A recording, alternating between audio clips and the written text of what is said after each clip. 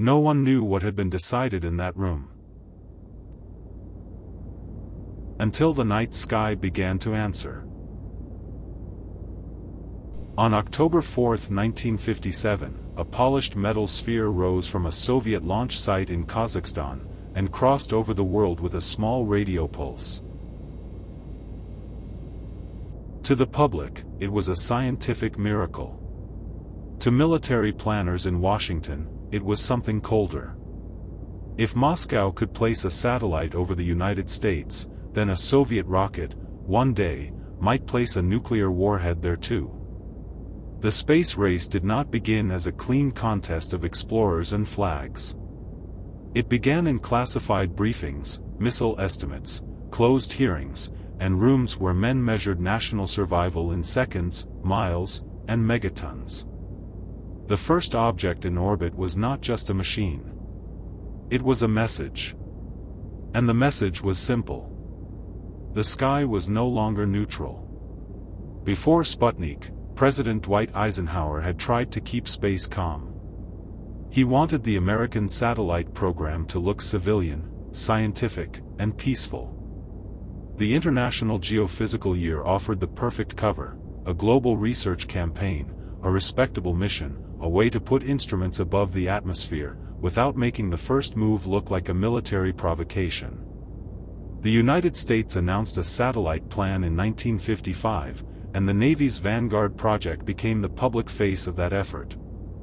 But behind the polite language, the real question was not whether a satellite could measure the upper atmosphere. It was whether a nation could fly over another nation from space, without being shot down. Aircraft crossed borders, and created crises. Satellites might create a new rule. If a small scientific object could orbit above Soviet territory without protest, then a reconnaissance satellite might later do the same. That was the hidden calculation. Not wonder. Precedent. Eisenhower understood something that many of his critics did not. The United States needed eyes over the Soviet Union. It needed to know how many bombers, how many missiles, how many launch sites, and how much of the fear was real. The U-2 aircraft had already given Washington priceless intelligence. But every flight carried danger. A pilot could be killed. A plane could be captured. A secret could become a public humiliation, in a single morning. Space offered a different kind of power. Silent. High above the border. Difficult to stop. And wrapped in the language of science. Then the Soviets moved first. Sputnik was small. But the rocket beneath it was not. The R-7 that launched it was connected to the Soviet intercontinental missile program. That was why the signal terrified Washington. The sphere itself weighed about 184 pounds. The fear weighed far more. Newspapers called it a shock. Senators called hearings. Ordinary families stepped into backyards and listened for a sound from orbit, wondering whether the same technology could bring fire down from the sky. In public, Eisenhower tried to remain calm. He warned against panic. He knew the United States was not blind, not defenseless, not truly behind in every way. But politics does not wait for intelligence nuance. The beeping satellite had turned classified uncertainty into a national emotion. And inside the government, the pressure sharpened. The Air Force wanted a stronger military space program. The Army, with Wernher von Braun and the Jupiter C team, argued that it could launch a satellite quickly. The Navy's Vanguard project was still supposed to protect the civilian image. Agencies competed. Committees formed. Careers moved. Budgets shifted. The question was no longer only who could reach orbit. It was who would control the meaning of orbit.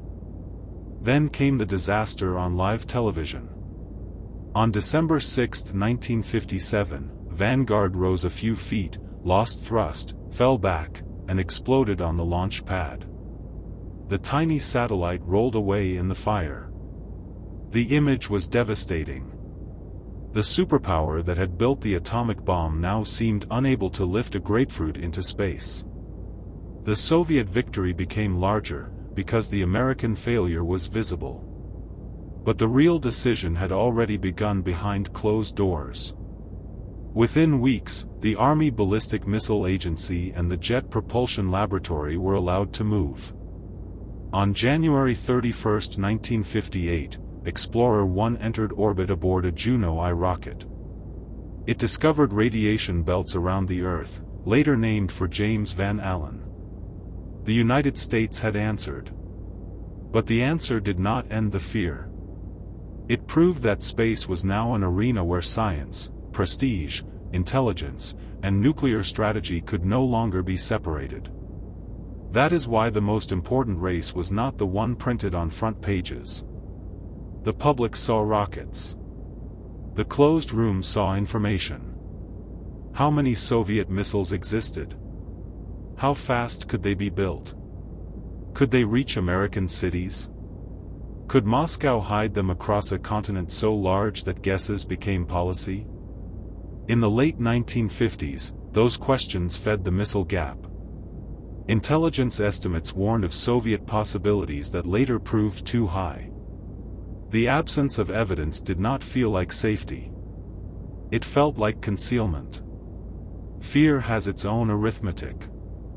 One successful Soviet ICBM test became a future fleet. One satellite became proof of a hidden industrial machine. One boast from Khrushchev became a number in a briefing. The United States did not know enough. And in national security, not knowing can become its own form of command. So the race accelerated. In February 1958, the Advanced Research Projects Agency was created to prevent another technological surprise.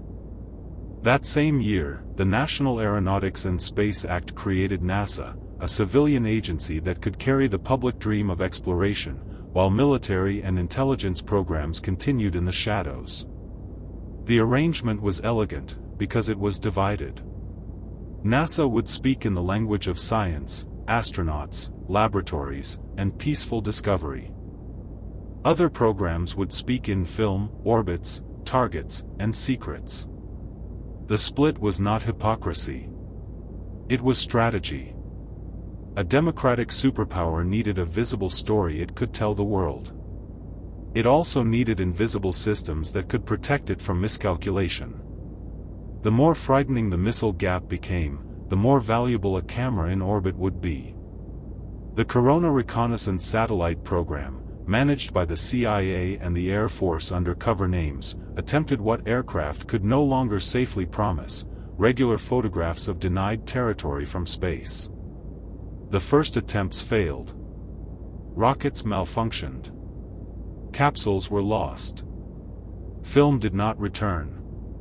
But the logic was too powerful to abandon. In 1960, after a successful Corona mission, the United States recovered photographs from orbit. Suddenly, space was not only a theater of prestige.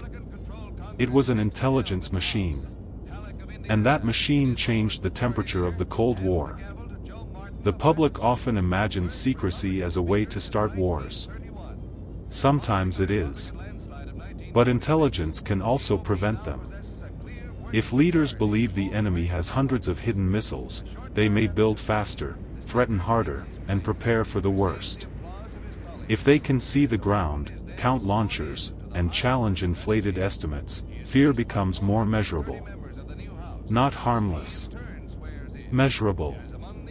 That was the hidden power behind the space race. It was not only the power to reach the moon.